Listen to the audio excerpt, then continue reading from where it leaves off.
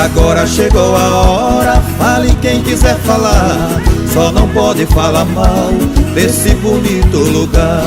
Rondônia do coração é estado hospitaleiro. Por toda essa região tem gente do mundo inteiro.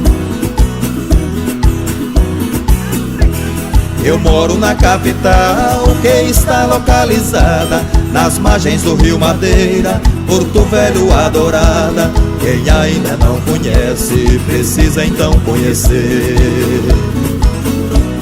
As belezas de Rondônia nunca mais vai esquecer.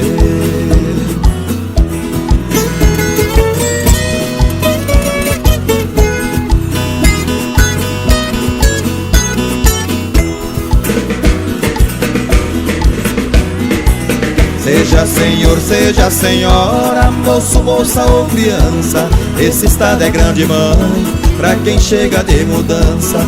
Rondônia tem terra boa, quem quiser pode plantar. Aqui não falta espaço pra quem quiser trabalhar.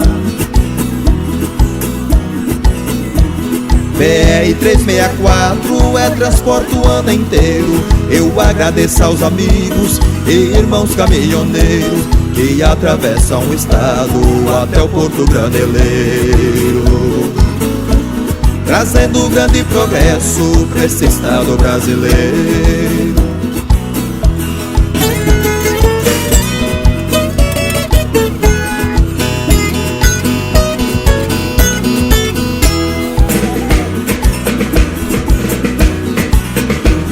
Rondônia está no meu sangue, faz bater meu coração. Foi ela quem me inspirou a cantar essa canção. Aqui vou me despedindo, tocando minha viola. Só não vou dizer adeus,